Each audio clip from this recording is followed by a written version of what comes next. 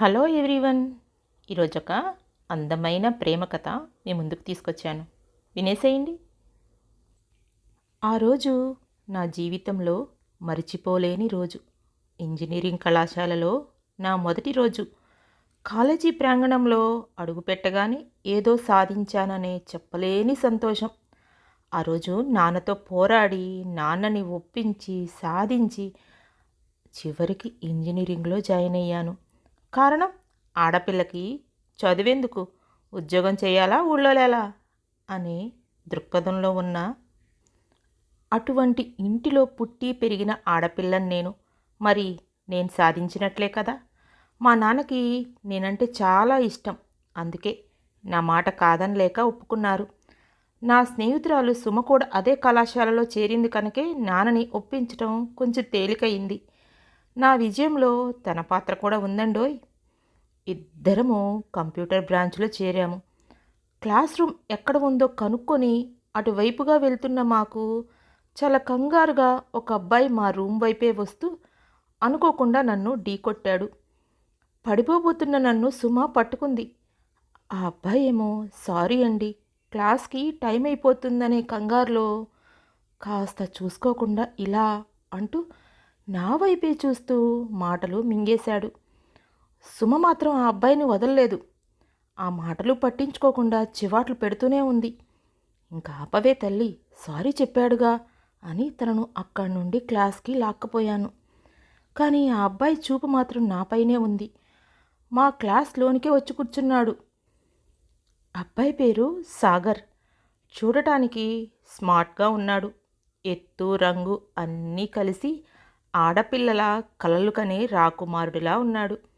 ఆ రోజు నుండి కాలేజీలో మా చదువు ప్రారంభమైంది. క్లాసులు బాగానే జరుగుతున్నాయి. కొత్త స్నేహితులు, ముచ్చట్లు అంతా సరదాగా సాగిపోతూ ఉంది. ఇదిలా ఉండంగా సాగర్ ప్రతిరోజు నన్ను ఓరచూపు చూడటం గమనించాను. సుమా, చూడవే, సాగర్ రోజు నన్నే చూస్తున్నాడు. ఎందుకంటావు? నన్ను ఒక చూపు చూడమంటావా? వద్దే బాబు, నీతో చెబితే ఇదే సమస్య. తగువుకి ముందుంటావు. సాగర్ నన్నేం ఇబ్బంది పెట్టట్లేదు కదే. సరే, నువ్వు చెప్పా గనుక వదిలేస్తున్నాను. అమ్మయ్యా, శాంతించింది అనుకున్నా.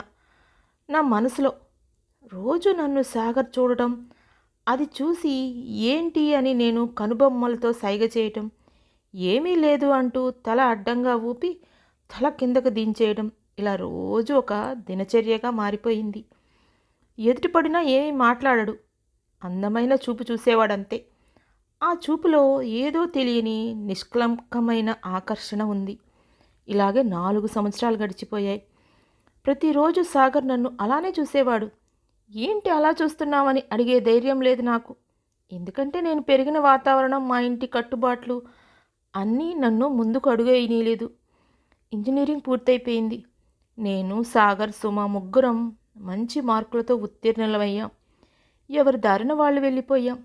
ఇక ఇప్పుడు ఇంట్లో ఖాళీగా తింటూ కూర్చోవడమే. ఒకవైపు మా అమ్మేమో వంట నేర్చుకోమని సతాయిస్తూనే ఉంది. మా నాన్న పెళ్లి సంబంధాలు మొదలెట్టడానికి ముహూర్తం చూస్తూ ఉన్నారు. మరోవైపు నాకేమో సాగర్ కాలేజీలో విసిరిన చూపుల బాణాలు గుర్తొచ్చి నాకు దారి తోచడం లేదు. నాకెంత ఆలోచించినా సాగర్ ఎందుకలా చూశాడు, నాతో ఎందుకని ఏమీ మాట్లాడలేదో అర్థం కాలేదు. ఒకరోజు నాన్న అమ్మతో చెప్తున్నారు, ఎల్లుండి శుక్రవారం అమ్మాయిని చూసుకోవడానికి అబ్బాయి వాళ్ళు వస్తున్నారు, ఆ ఏర్పాట్లన్నీ చూడు అని. ఆ మాట వినగానే నాకెందుకో తెలియని సిగ్గు ఆవరించి చిన్న నవ్వు నవ్వుకున్నాను. రాత్రి నిద్రపోతూ రాబోయే సంబంధం గురించి ఆలోచించడం మొదలెట్టాను. అబ్బాయి ఎలా ఉంటాడు, వాళ్ళకి అసలు నేను నచ్చుతానా, ఇలా ఏవేవో ఆలోచనలతో నిద్రలోకి జారుకున్నా నాకు సాగర్ చూపుల బాణాలు ఊపిరాడక ఉక్కిరిబిక్కిరి చేశాయి. నా కలల నిండా సాగర్ ఆలోచనలే. ఉలిక్కిపడి లేచాను. ఏంటి ఇలా జరుగుతుంది? నాకు సాగర్ ఎందుకు గుర్తొస్తున్నాడు? తనని నేను ఇష్టపడుతున్నానా? తను నాతో ఏమీ చెప్పలేదే, మరెందుకు నాకు ఇలా అనుకొని కొద్దిసేపు ఆగి మంచినీళ్లు త్రాగి పడుకున్నానే కానీ సాగర్ ఆలోచనలు నన్ను కుదుటపడనీయలేదు. రాత్రి నిద్ర పట్టకపోవడం వలన పొద్దున్నే 8 వరకు నిద్రపోయాను. లేచి మొహం కడుక్కొని వంటింట్లోకి వెళ్ళి, అమ్మా, తలనొప్పిగా ఉంది, కొంచెం కాఫీ పెట్టిస్తావా ప్లీజ్ ఇస్తాను కానీ కాఫీ తాగి నువ్వు తొందరగా రెడీ అవ్వాలి మరి. రెడీ అవ్వాలా? అది తొందరగానా? ఎందుకమ్మా? ఎందుకా? మర్చిపోయావా? అబ్బాయి వాళ్ళు వస్తున్నారుగా నిన్ను చూసుకోవడానికి. ఓ, సారీ అమ్మా, మర్చిపోయాను. ఇదిగో కాఫీ తొందరగా తాగి వాళ్ళు 10ంటికే వచ్చేస్తామన్నారు. సరే, తయారవుతానులే. అమ్మ చాలా హడావిడిగా ఉంది ఏర్పాటుల్లో. నాన్న ఎవరితోనూ ఫోన్లో మాట్లాడుతున్నారు. కాఫీ త్రాగి తయారవడానికి గదిలోకి దూరాను. చీర ఎన్నిసార్లు కట్టుకున్నా సరిగ్గా కుదరడమే లేదు. కట్టి కట్టి విసుగుబుట్టి ఇక చేసేదేం లేక అమ్మని పిలిచాను. ఊర్లోనే మా మేనత్తుంది, తనని నాన్న పిలిచారు. మొదటి సంబంధం కదా, మా అత్త నాకు చీర కట్టి రెడీ చేసింది. కొందన బొమ్మలా ఉన్నావే మేనకోడలా, వచ్చే అబ్బాయి ఇప్పుడే పెళ్లి చేసేసుకుంటానంటాడేమో నిన్ను చూసి అని నన్ను ఆడపట్టించింది. అంతలోనే అబ్బాయి వాళ్ళు వచ్చారు అన్న మా నాన్న మాట నా చెవిన పడింది. ఎందుకో నాలో ఏదో తెలియని కంగారు పుట్టింది. కాసేపటికి అమ్మాయిని తీసుకురండి, ముహూర్తం దాటిపోతుంది అని ఎవరో అన్నారు. వెంటనే మా మేనత్త నన్ను హాల్లోకి తీసుకెళ్ళి ఒక కుర్చీలో కూర్చోబెట్టింది. ఇరువైపులా నిశ్శబ్దం నెలకొంది. కొన్ని నిమిషాలకి అబ్బాయిని చూడమ్మా అని ఎవరో అనగా తలపైకెత్తి అబ్బాయిని చిన్నగా చూశాను. హుందాగా కూర్చొని చిరుదరహాసంతో నన్నే చూస్తున్న సాగర్ని చూసి స్థాణువైపోయాను. వెంటనే తలదించేసుకున్నాను. నా కళ్ళని నమ్మలేకపోయాను. ఇది కళ లేక భ్రమ అని. మరోసారి తలపైకెత్తి చూశాను. సందేహం లేదు, సాగరే. అదే చూపు. సిగ్గులు మొగ్గై ముడుచుకుపోయాను. అంతలోనే హఠాత్తుగా అంకుల్, నేను మీ అమ్మాయితో మాట్లాడాలి అని అడిగేశాడు. ఇది నాకు మరొక షాకు. అసలే నోరే విప్పని సాగర్ ఇలా అడగటం ఆశ్చర్యమనిపించింది. మళ్ళీ నిశ్శబ్దం. మా నాన్నకి ఇలాంటివి అసలు నచ్చవు. అసలు అబ్బాయి మనకు నచ్చాడో లేదో తెలుసుకోకముందే ఏంటిలా అని నాన్న సందేహం నాకు తన ముఖంలో కనపడుతోంది. నాన్న నా వైపు చూశారు. నాకు సాగర్తో మాట్లాడటం ఇష్టమే అని కళ్ళ ద్వారానే తెలిపాను. గత్యంతరం లేక మాట్లాడటానికి అంగీకరించారు మా నాన్న. సాగర్ని నన్ను మేడపైన 2 రూములు బయట కొంత కారిడార్లా ఉంటుంది, అక్కడ కూర్చోబెట్టారు మమ్మల్ని. మా నాన్న ఏమీ అమాయకులు కారండోయ్. మాకు కాపలాగా మా మేనత్త కొడుకుని కూర్చోబెట్టారు అక్కడ. కాకపోతే వాడి వయసు 10 సంవత్సరాలు. ఇద్దరం కుర్చీల్లో కూర్చున్నాము. మరలా సాగర్ అదే చూపు. ఏమీ మాట్లాడడు. ఆ చూపులో ఏం మాయుందో తెలియదు కానీ నేను అలాగే చూస్తూ ఉండిపోయాను. అంతలో మా చింటూ ఏదో శబ్దం చేయడంతో ఇద్దరం ఒక్కసారిగా ఉలిక్కిపడ్డాం. ఇక లాభం లేదని నేనే చొరవ తీసుకున్నాను. ఇప్పటికైనా మాట్లాడతావా లేదా? ఎందుకు మాట్లాడను, నేను వచ్చిందే అందుకు కదా. అమ్మయ్య, ఇప్పటికైనా గొంతు విప్పినందుకు సంతోషం. ఇన్నాళ్ళు ఈ గొంతు ఎందుకు మోగబోయింది? కావాలనే గొంతు విప్పలేదు సాహితీ. నా పేరు అంత అందంగా ఉంటుందని అతని నోటితో వింటే గానీ తెలియలేదు నాకు. ఇంతకీ నా పేరు చెప్పనే లేదు కదూ? అదేనండి, ఇప్పుడే సాగర్ పిలిచాడు కదా, సాహితీ అని. అదే. కావాలనేనా? ఎందుకు? నిన్ను కాలేజీలో కలిసిన నిన్ను ఢీకొట్టిన క్షణమే నీతో ప్రేమలో పడిపోయాను. చూడగానే ప్రేమ అని నువ్వు అనుకోవచ్చు, కానీ ఇది నిజం. ఎప్పుడో సినిమాల్లో చూడటమే కానీ నిజ జీవితంలో చూడగానే ప్రేమ నాకు తారసపడలేదు. కానీ నాకు నీతో జరిగింది. అయితే నా ప్రేమని నీతో ఎందుకు తెలియలేదంటే నీకు సందేహం రావచ్చు కదా, దానికి కారణముంది. నువ్వు ఎటువంటి కుటుంబంలో నుండి వచ్చావో తెలుసుకున్నాను. అందుకే నా ప్రేమని అంగీకరిస్తారో లేదో అని సందేహం కలిగింది. తెగించి నీకు నా ప్రేమను గురించి చెబితే నీవు ఎలా స్పందిస్తావో తెలియదు. ఓకే అంటే సంతోషం. ఒకవేళ నువ్వు నిరాకరిస్తే 4 సంవత్సరాలు ఒకే చోట చదవాలి మనం. అప్పుడు నేను నిన్ను చూసుకునే భాగ్యాన్ని కోల్పోతాను. ఉన్న 4 సంవత్సరాలు నిన్ను మౌనంగా ఆరాధించుకునే భాగ్యాన్ని కోల్పోదలుచుకోలేదు. తొలిచూపులో నీ అందం నన్ను ఆకర్షించింది. ముద్దులకే నీ మోము చూస్తూ యుగాలైనా గడిపేయచ్చు అని అనిపించేది. రోజురోజుకి నీ అందంతో పాటు నీ వ్యక్తిత్వం, సంస్కారం, సభ్యత నన్ను మరింత ఆరాధించేటట్లు చేశాయి. అన్నీ కలబోసిన పుత్తడి బొమ్మవు నీవు. నా తొందరపాటుతో నిన్ను చేజార్చుకోవడం నాకు ఇష్టం లేదు. అందుకే నా ప్రేమ విషయం నీకు తెలపలేదు. అయినా రోజు నిన్ను చూస్తూ నిన్ను ఆరాధిస్తూ నాలోనే నా ప్రేమను దాచుకొని ఆనందంగా గడిపాను. ఈ అందాల బొమ్మ సుగుణాల రాశిని నా సొంతం చేసుకోవాలంటే సరైన పద్ధతిలోనే వెళ్ళాలని చాలా ఆలోచించాను. మా ఇంట్లో చెప్తే ఎలా స్పందిస్తారో అని ఆలోచిస్తూ నీ జ్ఞాపకాల్లో విహరిస్తూ గడ్డాన్ని పెంచుకొని దేవదాసులా తిరుగుతున్న నన్ను విషయం ఏమిటని అమ్మ గుచ్చుగుచ్చి అడిగింది. అమ్మ కదా అన్నీ కనిపెట్టేసింది. నేనేం దాచలేక మొత్తం చెప్పేశాను. నా ఆలోచనని తనతో చెప్పేశాను. మీ ఇంట్లో నీకు పెళ్లి చూపులు మొదలు పెడతారని తెలుసుకున్నాను. మనము అమ్మాయిని చూడటానికి వెళ్ళి పద్ధతిగా అడుగుదామా అమ్మా అని అమ్మని అడిగాను. మా అమ్మ అందుకు అంగీకరించి నాన్న ఒప్పించి ఇక్కడి వరకు నన్ను తీసుకొచ్చింది. ఇప్పటికైనా నా మనసులో మాట నీకు చెప్పకపోతే నువ్వు మీ నాన్న చెప్పినట్లే విని నన్ను ఎక్కడ కాదంటావో అనే భయానికి ముందే నీతో మాట్లాడాలని కోరాను. ఈ దీనుడును ఇప్పటికైనా కరికరిస్తావా సాహితీ అని మోకాళ్ళ మీద కూర్చొని ఎక్కడి నుండి తీశాడో తెలియదు చేతిలో గులాబీ పట్టుకొని నాకు అందిస్తూ అభినయ నయనాల సోగ్గాడు చిరుచూపు ముసిముసి జలువాన కురిపించాడు. నా చిరు ఎద తడిసింది ఆ వానలో. ఏం చేస్తాను, కాదనలేకపోయాను. నాన్నని ఒప్పించగలననే ధైర్యంతో గులాబీని అందుకొని అంగీకారాన్ని తెలిపాను. నా జీవితంలో ఇంత అందంగా ఇంత పద్ధతిగా అది నాకు ఇలా లవ్ ప్రపోజల్ వస్తుందని నేనెప్పుడు అనుకోలేదు. నా హృదయమంతా ఆనందంతో నిండిపోయింది. ఇంతలో కింద నుండి మాకు పిలుపు రావడంతో కిందకి దిగాం. నాన్న సాగర్ వాళ్ళ నాన్నగారితో ఏవో మాట్లాడుతున్నారు. కాసేపటికి ఎక్కడ వాళ్ళు అక్కడికి వెళ్ళిపోయారు. నేను గబగబా మేడపైకి వెళ్ళాను. కారులోకి ఎక్కుతూ సాగర్ చూపులు నన్నే వెతుకుతున్నాయి. అంతలోనే పైకి చూశాడు నన్ను. చిన్న చిరునవ్వుతో నాకు టాటా చెప్పాడు. వాళ్ళు వెళ్ళిన తర్వాత అమ్మ నాన్న ఏవేవో మాట్లాడుకుంటున్నారు. తర్వాత మళ్ళీ నిశ్శబ్దం. ఆ రోజు రాత్రి అంతా నాకు సాగర్ జ్ఞాపకాలే. అతను తన ప్రేమను తెలిపిన తీరు, అతని మాటలు, నవ్వు పదే పదే గుర్తొచ్చాయి. ఆ రాత్రి మొత్తం నా మనసంతా సాగర్ ఆక్రమించుకున్నాడు. ఏం మాయ చేశాడో మరి. ఎప్పుడు నిద్రపోయానో నాకే తెలియలేదు. పొద్దున నిద్ర లేచేసరికి అమ్మతో నాన్న అన్న మాటలు నా చెవిని పడ్డాయి. ఖచ్చితంగా అవి సాగర్కి సంబంధించినవే. నిన్న చూసి వెళ్ళారో లేదో అప్పుడే అమ్మాయి నచ్చింది, మీ సమాధానం కోసం చూస్తున్నాం, త్వరగా నిర్ణయం తెలపండి అంటూ ఫోన్ చేశారు. అవునా అండి, ఎప్పుడు చేశారు? అరే అంత తొందరపడితే ఎలా? మంచి చెడు నలుగురిని అడిగి తెలుసుకోవద్దు? ఇందాకే ఫోన్ చేశారులే, మన అమ్మాయి వాళ్ళకి అంత బాగా నచ్చింది మరి. దీనికి సంతోషించక అలా చిర్రుబురులాడతావెందుకు అమ్మా అంటూ ఉంటే నేను నవ్వు ఆపుకోలేకపోయాను. అది చూసి నాన్న, రా బంగారు తల్లి రా, నువ్వు చెప్పింది నిజమేనే, మన బంగారం ఎవరికైనా ఎందుకు నచ్చదు అని నన్ను గారం చేశారు. అమ్మాయిని అలా పొగుడుతూ ఉండకపోతే అబ్బాయి వాళ్ళ గురించి వాకప్ చేయకూడదు.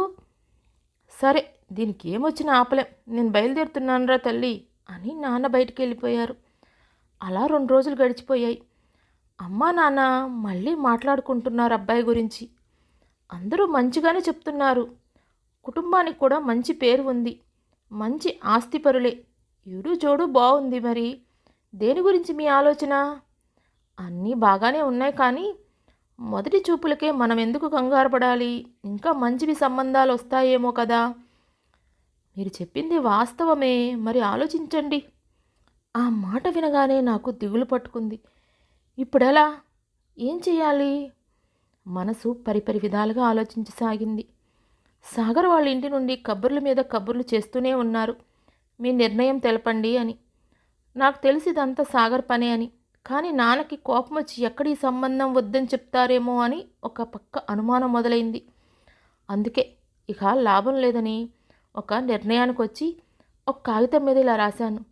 నాన్న, నాకు సాగర్ నచ్చాడు, అతనితో పెళ్ళి నాకు సమ్మతమే అని వ్రాసి నాన్న కళ్ళద్దాల బాక్స్ కింద పెట్టాను. ఒకరోజు తర్వాత అమ్మ నా దగ్గరకు వచ్చి, కాగితం పెట్టే ముందు నాకు చెప్పవా? ఏమైందమ్మా, నాన్న కోపగించుకున్నారా? మీ నాన్న చూడకముందే ఆ కాగితాన్ని నేను చూసి చించి చెత్తబుట్లో పడేశాను. ఎందుకని చించేసావమ్మా? ఎందుకో మీ నాన్న ఎలా స్పందిస్తారోని భయం పుట్టి చించేశాను. తరువాత మీ నాన్న సాగర్ విషయమై నాతో మాట్లాడుతూ ఒక నిర్ణయానికి రాలేకపోతున్నాను అని అన్నప్పుడు సాహితీకి ఇష్టమే అని నేను అన్నాను. నీకెలా తెలుసు అని అడిగినప్పుడు నువ్వు రాసిన చీటీ గురించి చెప్తే మీ నాన్న నమ్మలేదు. నా కూతురు అలా వ్రాయదే అని అన్నారు. అప్పుడు చించిపడేసిన కాగితం ముక్కల్ని ఒక చోట పేర్చి మీ నాన్నతో చదివించాను. తర్వాత మారు మాట్లాడకుండా బయటికి వెళ్ళిపోయారు. అమ్మ చెప్తూ ఉంటే నాలో ఒకటే కంగారు మొదలైంది. నాన్నేమనుకుంటున్నారో నా గురించి అని. ఈ బుద్ధి చీటీ పెట్టకముందు ఉండాలి. ఇప్పుడు అనుకుని ఏం లాభం? ఏం చెయ్యను? సాగర్ మీదున్న ప్రేమ అలా చేయించింది. ఇలా నాలోనే ఎన్నో ప్రశ్నలు, సమాధానాలు. ఇలా కొన్ని రోజులు గడిచిన తర్వాత నాన్న సాగర్కి నాకు పెళ్ళి నిశ్చయించారు. ఆ రోజు నా ఆనందానికి అవధుల్లేవు. పసుపు కుంకాలు ఇచ్చిపుచ్చుకున్నారు. ఆ రోజు సాగర్కి నాకు ఎంతో అపురూపమైన రోజు. ఉంగరాలు మార్చుకున్నాం. కళ్ళతోనే ఎన్నో ఊసులు చెప్పుకున్నాం. బాసలు చేసుకున్నాం. మొత్తానికి సాధించావు బాస్ అని సుమ సాగర్పై చిత్రులు వేసింది. నాన్న అని కళ్ళతో సుమని మందలించాను. మోడన్ రావడం వలన పెళ్లి ముహూర్తం 3 నెలలు వాయిదా పడింది. ఒకరోజు సాగర్ వద్ద నుండి ఉత్తరం వచ్చింది. అదే నా మొదటి ప్రేమలేఖ. అందుకున్నాను. లేఖ ఆనందంగా, ఆత్రంగా ఆస్వాదించాను. లేఖలోని పరిమళాలను ఎంత బాగా రాశాడు. కవులకైనా సాధ్యమా ఆ వర్ణన అనిపించింది. అంత బాగా రాశాడు. ప్రియా అని వ్రాద్దామంటే ఆ పదం సరిపోదేమో అనిపిస్తుంది. సాహితీ అని సంబోధిద్దామంటే చిన్నదనిపిస్తోంది. ఇంకా ఏవేవో మోడులాంటి నా జీవితంలో కొత్త చిగురులా ప్రవేశిస్తావని నీకోసం చకోరి పక్షిలా ఎదురుచూస్తూ నీ సాగర్ అని చాలా బాగా రాశాడు. ఉత్తరం చదువుతూ నాలో నేనే మురిసిపోయాను. సాగర్ నాకు ఉత్తరం రాసిన విషయం నాన్నకి తెలిసి ఇలాంటివి పెళ్లికి ముందు నేను అనుమతించను అని ఖచ్చితంగా చెప్పేశారు. వాళ్ళ భయాలు వాళ్ళకుంటాయి కదా. అందుకే ఏం చేస్తాను మరి? నా భావాలన్నీ కవితలు, ఉత్తరాల రూపంలో వ్రాసుకొని వాటిని భద్రపరుచుకున్నాను.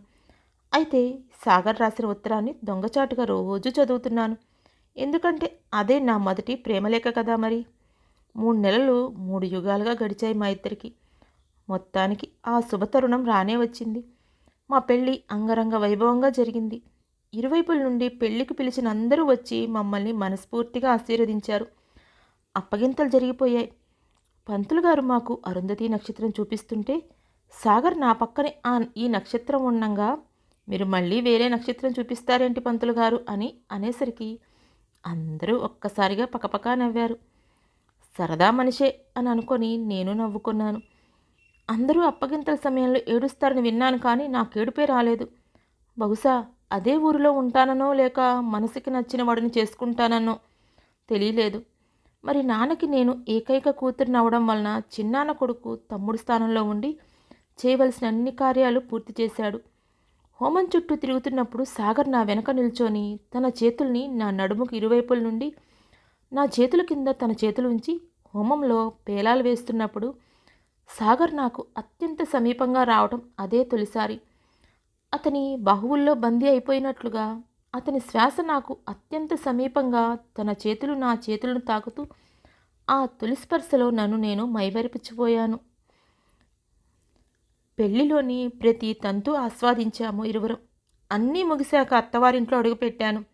అంతా కొత్తగా, గమ్మత్తుగా, బిడియంగా, ఏదో తెలియని కంగారు ఆవహించే. నన్నొక్కసారిగా వ్రతము, రిసెప్షన్ అని చక్కగా జరిగాయి. అన్నట్లు అసలు విషయం చెప్పలేదు కదూ. మంచి ముహూర్తాలు లేకపోవడం వలన శోభనం 15 రోజులు వాయిదా పడింది. ఇక ఈ 15 రోజులు మా అవస్థలు చూడాలి. ఎదుట పడతాము, ఒక ముద్దు కూడా పెట్టుకోలేము. సాగర్ నా దగ్గరకు వచ్చి ఏదో చెప్పడానికి ప్రయత్నించడం, అంతలోనే ఏయ్ దూరం అని ఎవరో అరవడం. అంతే, పొంగమూతి పెట్టుకుని సాగర్ అక్కడి నుండి వెళ్ళిపోవడం. రోజు ఇదే తంతు. భలే నవ్వొచ్చేది నాకు సాగర్ అవస్థ చూసి. లోపల తమాయించుకున్నాను నవ్వుని. ఒకరోజైతే సాగర్ నాతో రాత్రి అందరూ పడుకున్నాక ఎవరికీ తెలియకుండా నెమ్మదిగా మేడ మీదకి రా సాహితీ. అమ్మో నేను రాను సాగర్, నాకు భయం. భయం ఎందుకు? నేనున్నానుగా. నువ్వున్నావనే నా భయం, ఏం చేస్తావో అని. ప్లీజ్ సాహితీ, ప్లీజ్ రావా? సరే ప్రయత్నిస్తాను రావడానికి. ప్రయత్నం కాదు, తప్పకుండా రావాలి, ఎదురు చూస్తూ ఉంటాను. సరే అని చెప్పి అక్కడి నుండి వెళ్ళిపోయాను. వస్తానని చెప్పాను, కానీ ఒకటే భయం, వెళ్ళనా వద్దా? ఇలా చాలాసేపు ఆలోచించాను. ధైర్యం చేసి వెళ్దామని లేచాను. నాకు తోడుగా మా మేనత్త నాతో కూడా మా అత్తగారింటికి వచ్చింది. నేను లేవడం గమనించి ఎక్కడికి అని అడిగింది. అంతే, ఒక్కసారిగా గుండె జారినట్లు అనిపించింది. ఏం లేదత్తా అని ఏదో చెప్పబోతుంటే నాకు తెలుసులేవే, అబ్బాయి రమ్మన్నాడుగా అంది. నీకెలా తెలుసు అని ఆశ్చర్యంగా చూశాను. ఇవన్నీ దాటుకొనే కదా, వచ్చిన వాళ్ళమే కదా పిల్ల అని పడుకోమంది. అంతే, వెంటనే దుప్పటి కప్పుకొని పడుకుండిపోయాను. పాపం సాగర్ నా కోసం ఎదురు చూస్తూ ఉంటాడు. అనుకొని పడుకొని పోయాను. తెల్లారింది. స్నానం అని ముగించుకొని గదిలో నుండి బయటకు వచ్చిన నా కళ్ళు సాగర్ని వెతుకుతూనే ఉన్నాయి. ఎక్కడా సాగర్ జాడే లేదు. నా మీద బాగా కోపం వచ్చినట్టుంది అనుకొని వంటగదిలోకి వెళ్ళాను. అక్కడా లేడు. తర్వాత గమనిస్తే సాగర్ నా చుట్టుపక్కలే తిరుగుతున్నాడు, కానీ నన్ను తప్పించుకొని తిరుగుతున్నాడు. ఎందుకలా అని నాకు అనుమానం వచ్చి మొత్తానికి సాగర్ని పట్టుకొని, విషయం ఏంటి, ఎందుకు నన్ను తప్పించుకొని తిరుగుతున్నావు? సారీ సాహితి, రాత్రి బాగా నిద్ర పట్టేసింది. మేడ మీదకి రాలేకపోయాను. పాపం నువ్వు నా కోసం వచ్చుంటావు కదా. నాకు కోపం వచ్చింది, కానీ వెంటనే నవ్వు వచ్చేసింది. నేను నవ్వడం చూసి సాగర్ ఎందుకలా నవ్వుతున్నావు? నేను కూడా రాలేదు. అవునా, నువ్వు రాలేదా? అమ్మయ్యా, నేనెంత కంగారు పడ్డాను తెలుసా. మేమిద్దరం నవ్వు ఆపుకోలేకపోయాం. అంతలోనే ఎవరో వస్తున్నారని అలికిడయ్యేసరికి ఎక్కడ వాళ్ళం అక్కడ జారుకున్నాం.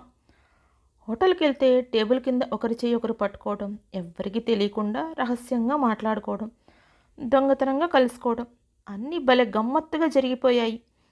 15 రోజులు. పెళ్ళైన తర్వాత ప్రేమించుకోవడం ఇది అందరికీ రాని అదృష్టమని నేను ఆనందించాను.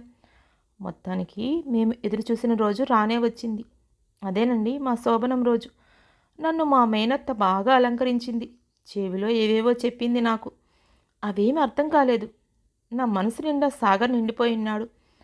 పంతులు గారు వచ్చారు. దంపతుల తాంబూలాలు ఇప్పించారు. మా ఇద్దరి చేత బంతులాట ఆడిపించారు. ఏవేవో తతంగాలు జరిపించారు. మొత్తానికి మమ్మల్ని గదిలోకి పంపించారు. ఎందుకో తెలియదు, ఒక్కసారిగా సిగ్గు ఆవహించింది నన్ను.